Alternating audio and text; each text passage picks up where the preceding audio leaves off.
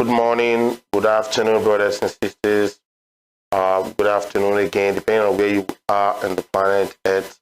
Welcome to Cannibal's World Outreach. This is a program whereby we talk about everything. And today I'm in the studio here with my brother here, Mr. OJ. Please introduce yourself to our people at home. Thank you. My name is OJ Egobo, originally from Nigeria, now in Canada, but very much interested in Nigerian politics. But that is my base. That's where I came from. I never deny or let my own. So, Mr. OJ, I know you have dabbled into politics, diaspora. Tell us a little bit about it. So that people at home will be abreast of, some of the stuff you've done. Yeah, first of all, I believe that we're all political animals, no matter what we believe. And coming to Canada, what I went through, what I saw, my experience actually was what inspired me to go in politics, and especially with youth. Really, that has always been my passion. Seeing what our kids, our children are going through the system. So I decided to say, you know what? I use whatever my little resources to do what I do. I wanted to be able to.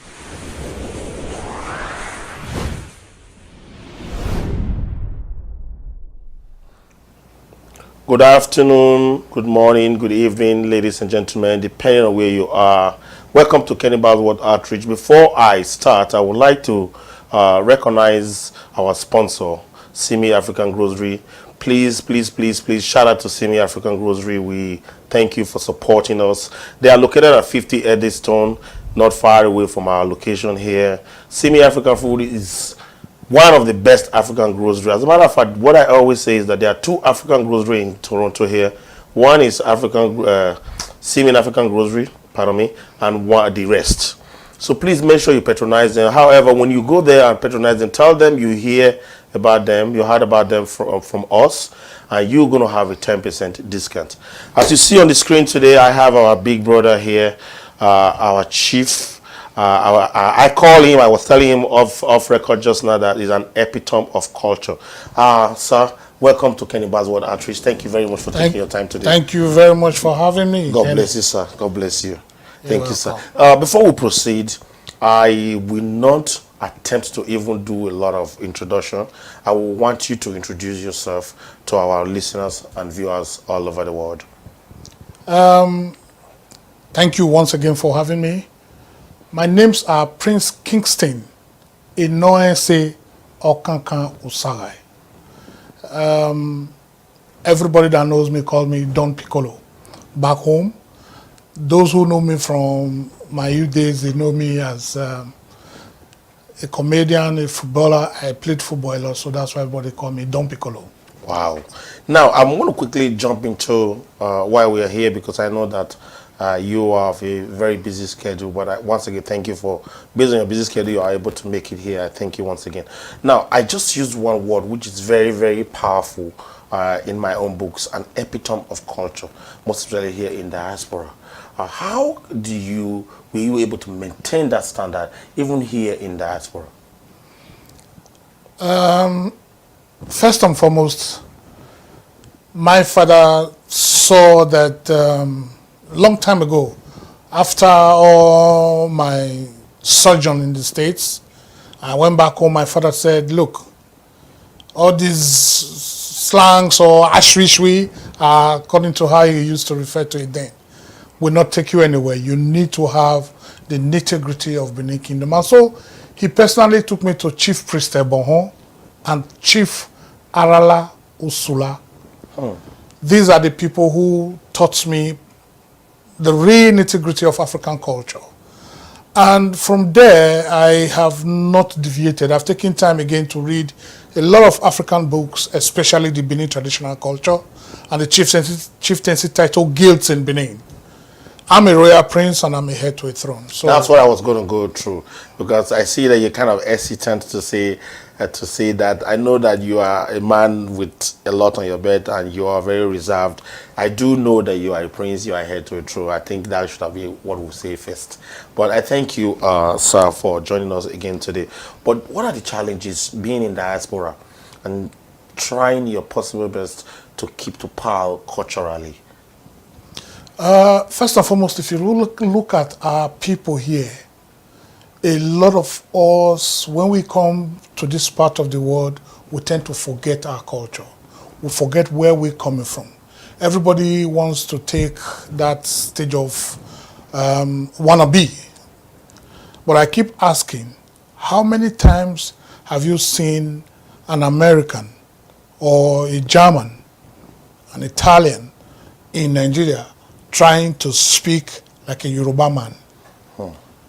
Or trying to mimic our tunes there, like we do here. Everybody say, "Oh, I'm man, you know, why?" And 20 times, it's not 20, it's 20. That is the African thing. Our children that are born here, yes, they can't do that because they are born in this part of the world. There's a saying in my native language, "No mama hua, ayuruho." So, since they are here, they start watching television. Their television, they start with cartoon.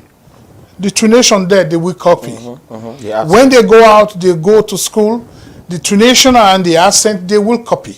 Of course, they have free will to talk like that. But me and you and some of us who left our country after 10 years, our accents were already implanted. It was strong enough. So why will you come now and start to fool yourself by trying to speak like the white man? The white man never tried to speak like a black man. So I'm proud of my culture. Really, really proud. I'm a very proud Benin man. Every time I tell my kids, until the coming of the white man to Benin, we Benin's, we have our own traditional norms and customs. And if I must tell you, the Benin traditional norms and custom is still the most powerful culture that stood the European erosion. In spite of all that the Europeans did, they were not able to change our culture. They were not able to usurp it. They took our Oba to Calabar in 1897. Nobody was able to become an Oba until the son, Agoba Semi, became the Oba of Benin. So the culture of Benin has stood the test of time, and I think it still remains there. You know, talking about Calabar and the invasion and other stuff that you've mentioned, do you think, in comparison with the past, let's take for example 20 years ago, do you think the cultural heritage is still as solid as it were? Oh yes. Like I said, the Benin traditional culture is the culture that has stood the European erosion. I'll take you back. For instance, in Benin today, in spite of all that is happening, the Igwe festival is still being held. The Ugemobo is still being held. Intact. Intact. In spite of all that is happening. The chiefs will not go to the Oba's palace and go there and sit down and start to talk in English language when they see the Oba. No way. As long as His Royal Majesty is on the throne, everybody will speak in Benin language and you pay obeisance to the king. No. Nothing has happened. Nothing has changed. Talking about the kingdom, I want to quickly digress a little bit, if I must, butt in. You made a video that went viral. I happened to jump into that video. And what comes to my mind at first when I saw the video, I'm like, if you see a rabbit in the afternoon, either it's pursuing something or something is pursuing the rabbit. So my mind is like, okay, this man is not that person that always do public. This is a very reserved gentleman, a royalty, I would say. Now, on that video, for those that have not seen the video, you spoke that as to what is happening in the political terrain in Edo State, which was, to be specific, the APC crisis, we call it now, right? And you took a stand. So I want to quickly digress and move into what really led you to come out of your sacred, I would say, domain, and step out to the public domain to put yourself out there and do that video that went viral? First and foremost, like I have said and I will continue to say, I am a very, very strong believer of the Ubini or Edo traditional norms and culture. Secondly, I have a stake in the Benin political terrain, like you've said.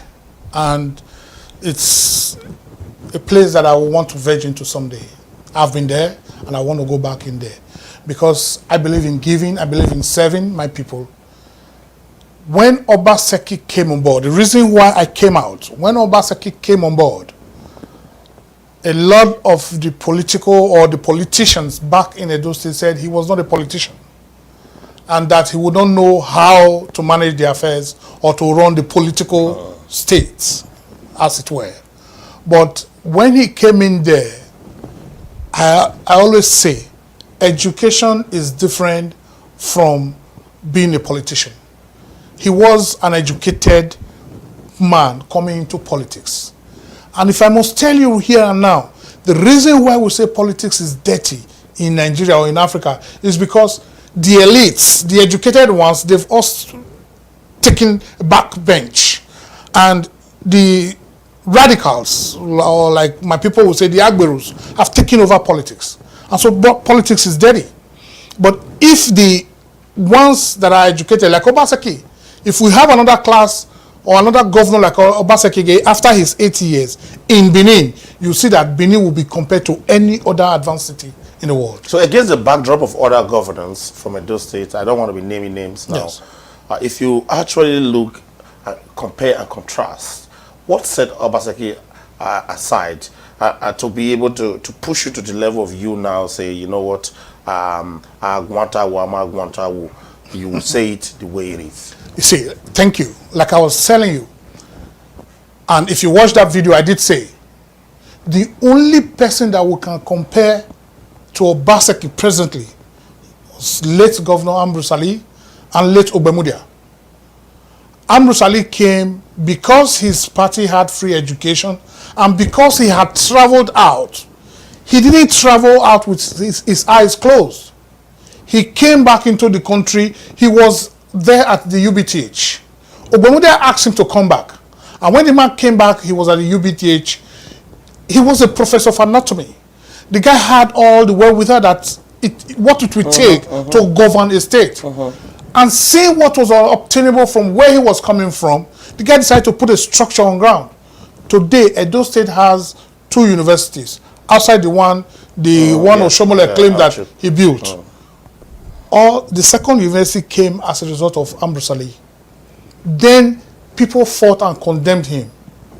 Now again, Obaseki is here. Obaseki stands out. You can't compare Obaseki with Oshomole. Oshomole was, like I said in my video, he was a union or a labor leader. And as a labor leader, what was he? He was a confrontational person. He confronted the government at every point in time. But at the end of the day, let us go back to the archives and see what was the resolutions between him and the government and the people that he said he was leading.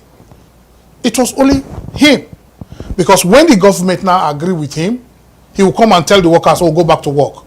But 90% of the times, those things that the laborers or the workers were negotiating we're longing for, that they were negotiating and longing and negotiating for from the government, did they really get it after those strikes? Most times they go back to work without getting what they were asking. But Oshomole would have taken his share from when we argue that, I'm trying to be the devil's advocate here. When we argue that Adam Saliu Oshomole, the suspended national chairman as it is today, fought day and night, campaigned day and night to bring Godwin, His Excellency Godwin Inoghase Obaseki, to the fort. And some people will argue that that's betraying, that he betrayed the man that brought him to the fort. Again, if you watch my video like you said, I did say those that do not know are the ones saying that.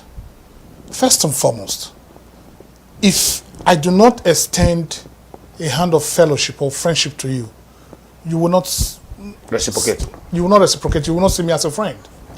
When Obaseki joined, or before Obaseki ever joined Oshomole's government, if not for Obaseki, Oshomole wouldn't have. You see, Oshomole did not want to become the governor for Edo State. He didn't have that dream.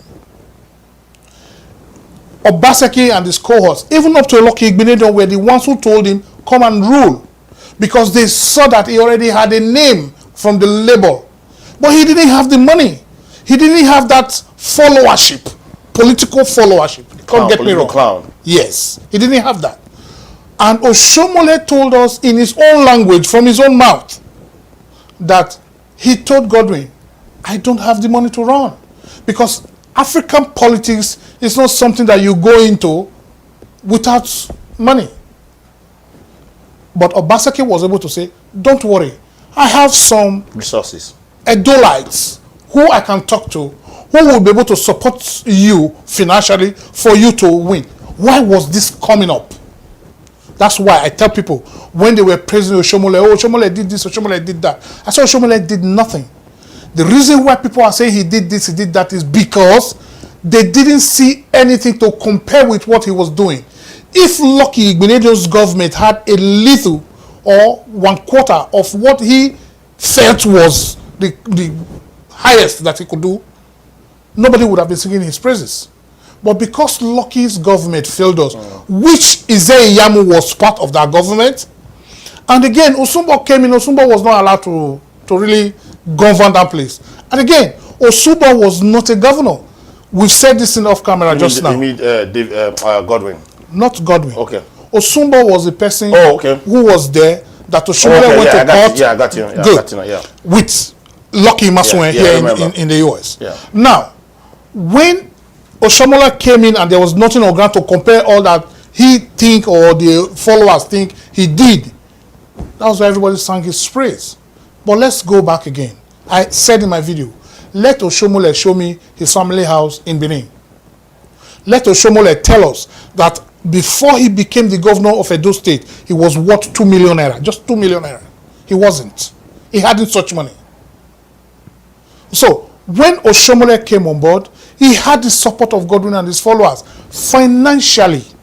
That was why Oshomole had the mind to say, come and be part of this government that you want me to run. So I listened to, in preparation of this segment, today's show, I stumbled into a video that the governor himself did, and he was trying to explain how he dislodged the warlords. This was his word, I'm quoting him.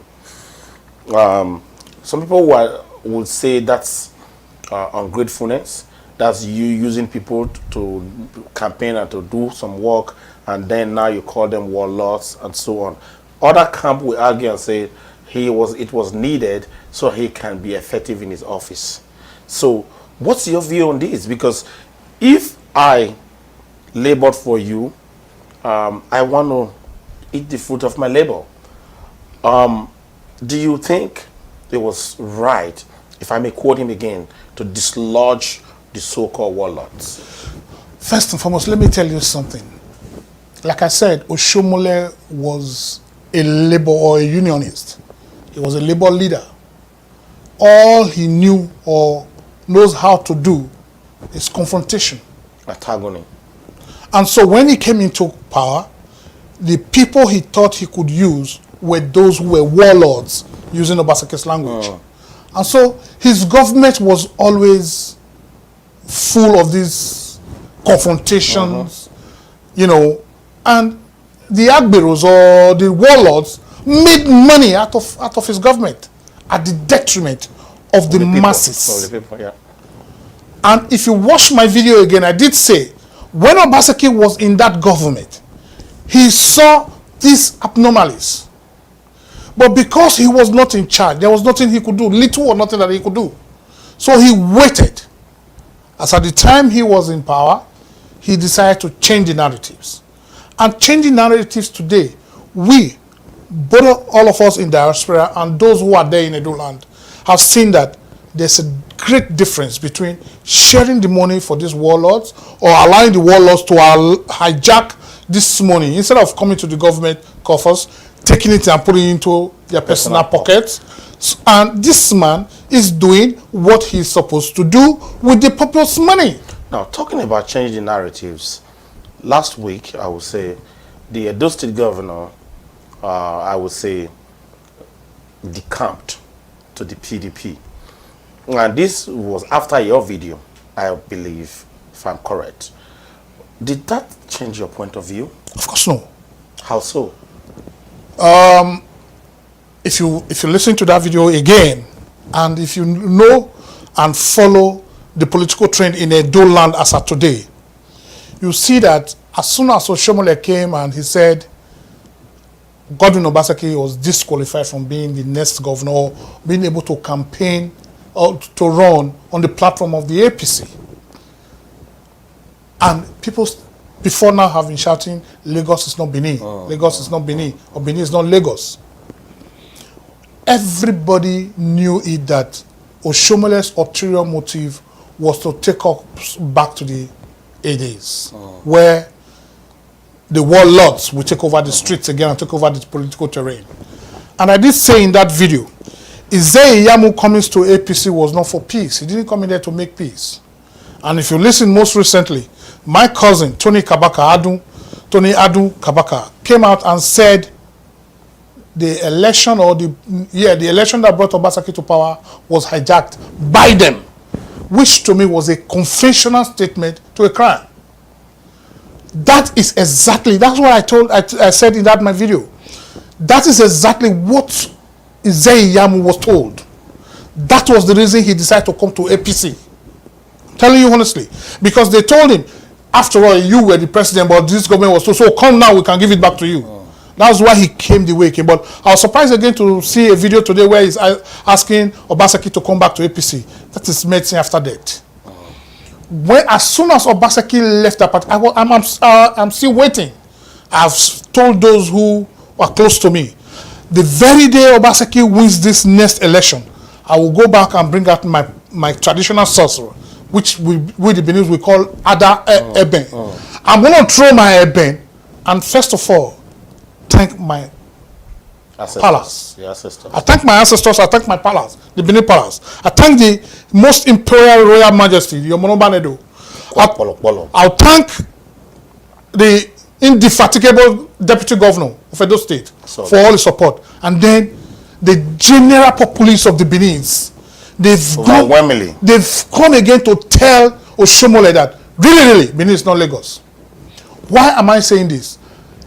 If Obaseki was able to go to, how will I call it now? Ring Road Union Party or Oba Market Union Democratic Party, whatever.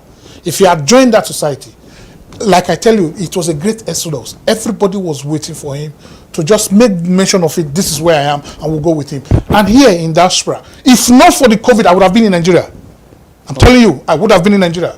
Now, but let me butt in a little bit now. Let me just throw this in. So I will. It's safe to say that you are not for the political party. You are for His Excellency Godwin Obaseki based on what he has achieved, the level he has brought the states to. My Bazoye, I've said it in my video. As soon as Oshomole made the mistake, Oshomole made the greatest mistake in his life. He, because of power drunkenness, because of you want to become the emperor. I don't.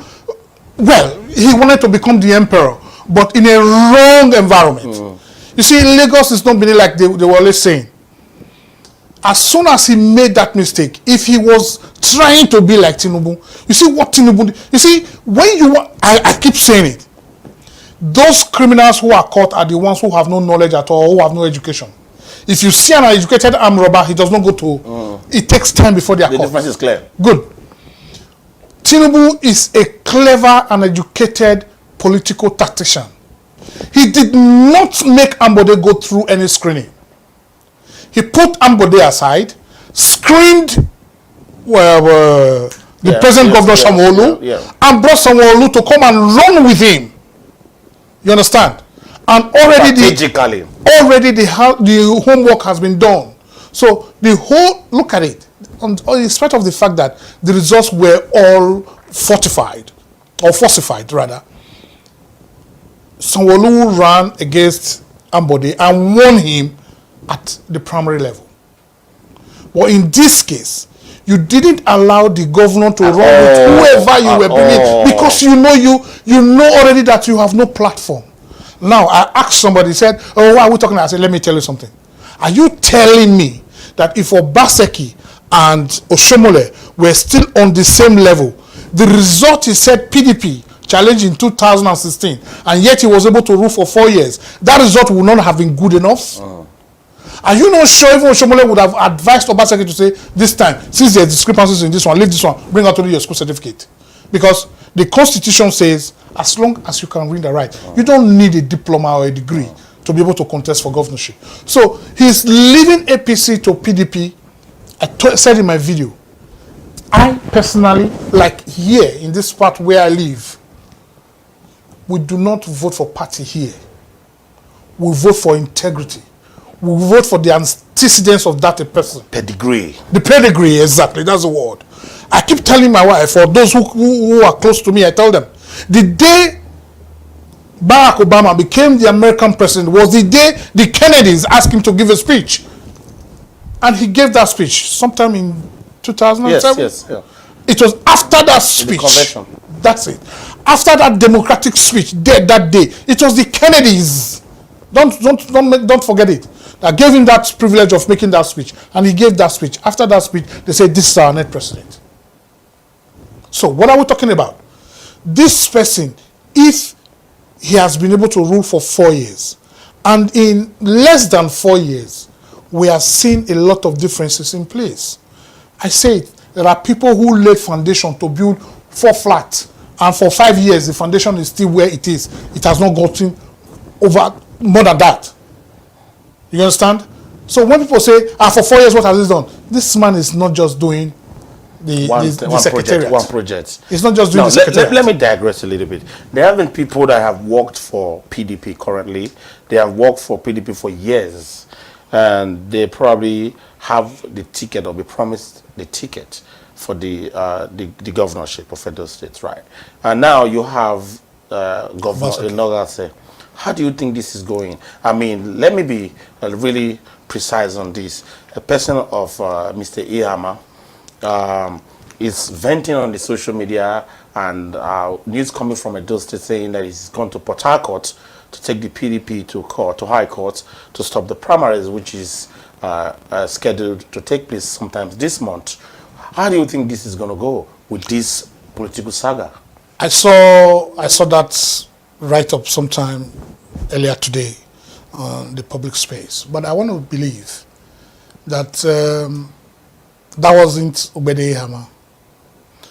And if we are to go by it, on a very serious note, candidly, if I were to be back home, not Riceman, Kenneth, or Obede Ihama would have emerged as the governorship flag bearer for Edo State under PDP.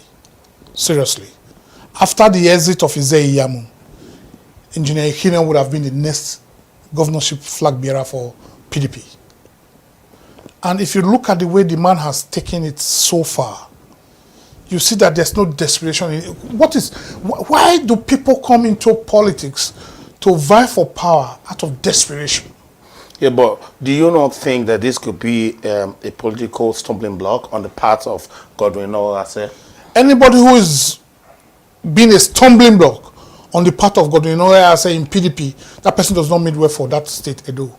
Yeah, but how will you take, like somebody said yesterday, that everybody has a wife and a family, and sometimes our wives go with us through some journeys, hoping that tomorrow will be a better place. Yes. And then you arrive at Egypt, yes, to Jerusalem, and somebody say you are not getting there. Yes. How do you think some family will process that and coexist with such, I would say, news of... Somebody asked me that question, and I was able to bring the person back like this. Obasanjo became the president of Nigeria the first time as a result of Murtala Mohammed's death. Buhari became the president of Nigeria the first time through a military coup. Overthrow. Obasanjo came back to power again the second time as a democratic president through the death of Abiola and Abacha. Is it? I'm following. You see the difference? Obasanjo's coming to PDP right now was not because he wanted to come and challenge or usurp the position of anybody. But circumstances has brought him here. But you also have to understand, people can be coming with what we call the John McCain symptom. in politics. John McCain's symptoms is when you fight and strive, and you saw it, you didn't get it. Good. John McCain never became a president before he left this sinful world. And and you know how many times he attempted to become the president of the United States. Do you not fear there must be the fear factor of John McCain's symptom? You see, anybody who is not seeing that in this very story or situation now, that person is not sincere with himself or herself. Like I've said, Obaseki is coming to PDP right now. It's not because he wanted to come in there and usurp the position of anybody. The party hierarchy, the big boys and the big girls, when they sat in Abuja or wherever they were, and they made decision and said, look, let's give this man a ticket for him to come back. Let's not forget, PDP, Edo State was a PDP state until APC came as far until Osumbo, yes, and then Osumbo lost and Oshomole came in. Now, if we now say because you've been running there for 5 years, or you've been there since 2016 waiting for this opportunity, and you want to run again, and now PDP's hierarchy now see that this, look, Obaseki's candidature in any party was a blessing. It's a blessing. It's a gift to such a party. So PDP, if PDP had let it go, if Obaseki had gone to AAC, he would have won. I'm telling you, he will still win the governor of Edo State. Take it or leave it. Because if they go and they ring it, do you see what is happening? Obaseki was asked not to come, not to run. He was disqualified. All of a sudden, look at that party today. There's trouble. Chaos. There's chaos. The chaos there right now, the president himself cannot even say it. Last night I was watching, and when somebody was saying they need the NEC meeting right now. Yes, I watched it too, yeah. And then the barrister, one Buala, was saying they don't need it. What are you talking about? A lot of confusion. You see, money has changed hands. A lot of truth has been sold, and people now believe in fallacy and gossip and lie. Now, we got some email while we put this promo out that we'll be talking about things that we have been talking about since. And one of the questions we got via email was this. Obaseki has been successful in these first 3 years. Yes. Now he has to play ball to get into PDP, we'll assume. Yes. Will that ball not cost the Edo people, as in performance-wise? No, it won't. I'll tell you why. If Obaseki had to play ball to come to the PDP, for him to continue the good work that he's doing, and PDP now see that as an avenue to suck the government of Edo State dry, I am cocksure Obaseki will be able to tell them, this was what I ran against in my former party, I won't continue it here. So, whatever he has taken, and again, whatever is going to cost him to come into this platform, I think the Edos, we are all aware.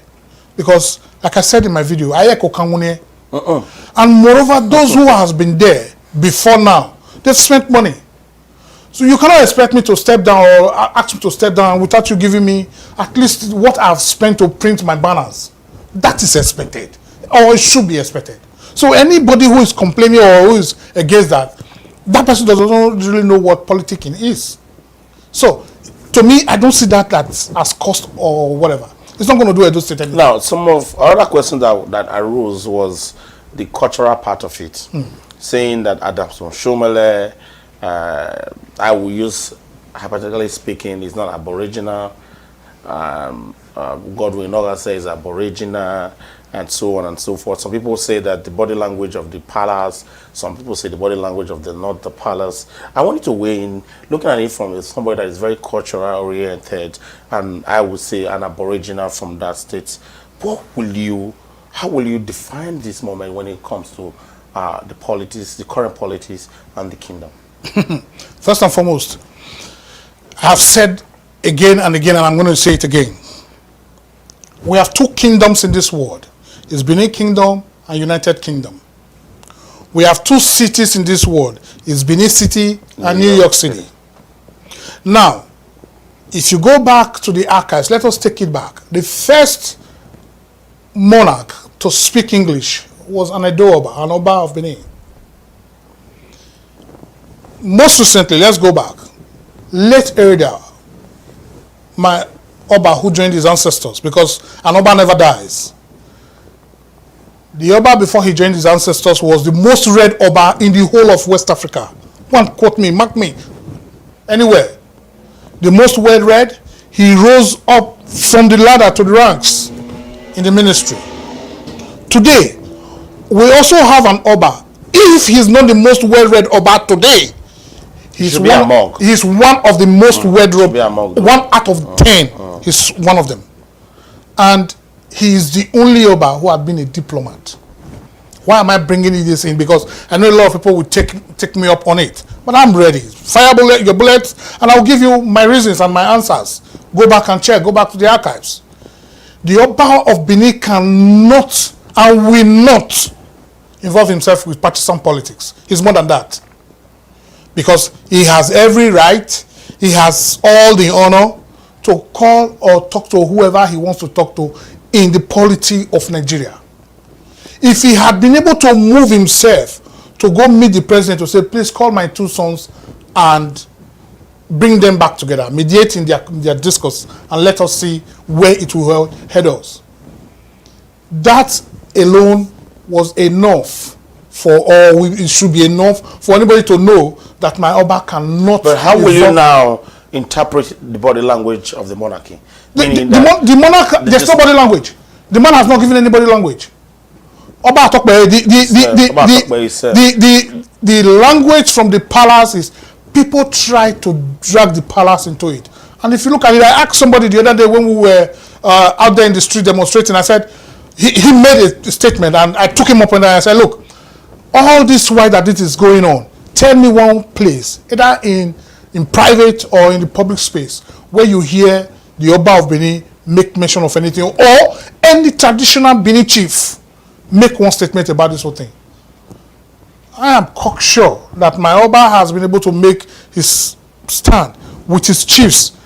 Don't bring the palace to this politics. That's why no Benin traditional chief was able to come into it, and he would not. But he's smarter than that. Do you not think the interference of the kingdom would have at least subsided this very political saga that transpired in the APC between Godwin Olase and Adam, suspended national chairman? Yeah. See, let me tell you something. Because of the way we are today, we are no more back in the 70s or in the 80s. The social media has made the whole world a global village, where if you say good morning in Benin right now, in the next 30 minutes, somebody in America is replying you. Tell you that the time is wrong. My Oba did not make no statement. He did, and there was no way he would have been. The best way he felt he would have been able to do it when it was just coming up was to cut it from the north, and he went to the presidency. I hear from reliable sources that he called both of them, but Oshomole refused. He went to the presidency to say, look, I have tried to talk to these people, they refused. But for him to come back and say, no, my Oba will not do that. He's more than that. I'm telling you. Now, time is fast spent. Yes. Wow. I would say, I'll use another way. This is my own way of addressing it. I think you are a moving Wikipedia when it comes to knowledge about various of things, and it's a honor and a privilege to have you. While we are winding down, I want to quickly mention this. I want to put it in 2 dimensions. Okay, should Godwin win, what's your reaction? Should he lose, what would be your reaction? I mean, the upcoming election this year. Well, in my own case, within me, if it was possible, I would give you the result of that election, even before it's been heard. There's nothing under the sun that is going to make Obaseki lose that election, unless they ring that election, and if they ring it, a lot of heads are going to roll. Nobody is going to kill them, because the Benin. See, when I tell you about Benin, I know my kingdom. I know what it is. Today I am here, but I can tell you authoritatively what my Benin is all about. What can happen there? The Benin is like when people are saying Benin is not Lagos. The Benin is, look, if I tell you Oshomole himself did not expect what he got right now. Can you see the outcry from the Edos, both home and abroad? Oh yes, overwhelming. You see, so when they come and they steal that election, I tell you, a lot of things will happen. The gods of Edo land will ask. Izei Yamu knows already. I saw him today asking Obaseki to come back to the party. He knows already what is happening. That there's no way he will survive. And let me tell you, for anybody now in PDP to say, no, they don't want it. If Osage Izei Yamu was there in PDP, none of these three candidates would have been able to win him. Because Osage Izei Yamu pulls a lot of crowd and he has a lot of political work with him more than any one of them. So, is it because Osage left there now that you are saying it would have been you? No. Are you sure? It's not something that you kept there and you're just going back to take it. No. But in Obaseki's case, Obaseki has kept it there, he's going back to take it because the people want him. That's more important. That's imperative. Now that we're winding up, let's come back to Canada. It's fun. I wish we can do this as often as possible. Wow, this is great. I have fun. Thank you very much, sir. Let's talk about our community here now. Yes. What's your advice to I would like to use this word Bendelites. I use the word Bendelite because it's more inclusive. Yes. Since the state has been split to Delta and so on, kind of some people are missing out of it. So I want to permit you to use the word Bendelites. Yes. What will be your advice to the Bendelites in diaspora, even as such those at home? Well, first and foremost, I see here the Bendelites, like it's more inclusive, like you said. We are not unified. There's no unity among us. And that is taking us aback a little bit. If you look at what the Igbos are doing, the Igbos are more united in their goal and whatever they are doing. But the Bendelites are not as united as that. Why? We are Edos. The Edos are very proud people, I must tell you. We are very proud. And if you look at it, the percentage of those who are talking about whatever they are talking about today, 90% of them are Edos. And that pride that is coming right from our forefathers, way back, is trickling down, has kept us the way we are. Everybody wants to remain in his or her class. Everybody wants to say, look, I'm better than you, or you are not better than me. That is what has brought this division, and it has given us or set us back. In a way. Seriously. It has set us back. So how do we bridge this gap? Well, I don't want to say it's impossible, but I want to say, rhetorically, that we should try as much as possible to leave good precedents for our children yet unborn. The ones born here and the ones yet unborn. Because a lot of our children born here, they don't even see the other person as a brother.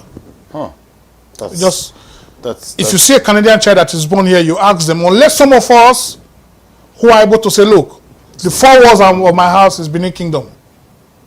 When you go out on the street, you are a Canadian. But once you come in here, this is Benin Kingdom. Everything in Benin has to be done here. That's what it is. Apart from some of us who do that, some children here don't believe in such things. Because their parents do not have the wherewithal to give them that. I'll give you an instance. I was in a barbering salon someday, and a man came in with his son, about 12, 13-year-old boy. And all of a sudden, the boy went outside, maybe to receive a call or whatever. And while he was outside, somebody else came in and sat on the chair where he was. Meanwhile, the father was sitting there with another of younger brothers. Yeah. And then this man came in and sat down there. After sitting down for less than 2 minutes, this young boy came back in and said, get up. In my culture, it's a taboo. Yeah. Don't do that. The father was telling this man, get up, that's my son's seat. He's been sitting there. And I'm like, huh? For him to get up for your son? He said, yes, that's my boy's been sitting there. I said, don't say that. You want to kill that boy, you want to send him to an early grave. In my culture, it's a taboo. You cannot expect an elderly man to stand up for the child to sit down. You want to kill him. That's my culture. But because we are here, we say, oh, in Canada. It's like when people talk about you discipline your child, and here they call it, they say it's child abuse. But they forget that when you leave the child and the child is not disciplined, if he goes on the street and he goes astray, he goes to jail and puts your name in stake. So, in my place, in my culture, and where I was brought up, where I was born and brought up, until I left home, there are things that are not done, and I still don't support it, in spite of all the time I've stayed here. Because the white man will not come and learn my culture. Why should I just come and take everything, hook, nail, and sinker, from the white man, swallow it down, and then let it trickle down to my children and my generation set up? No, I won't let it. Because of time constraint, we will have to end it here. Wow. Thank you very much. We can go on and on. Listen, you are watching at home, you are listening at home, share, tell a friend to tell a friend. The reason why we are here is to promote African cultural heritage, fashion, and more. So I want to say again, thank you very much. Thank you very much for having me. It's always a blessing to have you around. Like I said, you are a Wikipedia of knowledge, and I'm glad that we are able to present ourselves for you, to create this platform for you to be able to disseminate this knowledge to our people at home. Because like I always say, what good is a diamond if nobody can see it? Thank you for making yourself available to be here, sir. Thank you once again. Thank you very much. Thank you, viewers, for... All right, ladies and gentlemen, you already know how it is. Thank you very much for joining me on Kenny Bars World Outreach. Special thank you to Simi African Grocery. Like I always say, there are 2 African grocery in Canada. There's Simi African Grocery, there's the rest. They are at 50 Eddystone. Check them out. It's family owned and family run. Guess what? They have a warehouse. They just opened a brand new location at Scarborough to serve you better. They have multiple locations everywhere now. You can't go wrong. It's affordable, reliable. The customer service is up the roof. And guess what? Once you tell them that you heard about them on GBKFM, you will definitely get a 10% discount. So guess what's even more better? Anytime you go, just keep saying you hear from GBKFM, you will still have a 10% discount. Thank you very much. God bless you. God bless you. God bless you. And God bless you.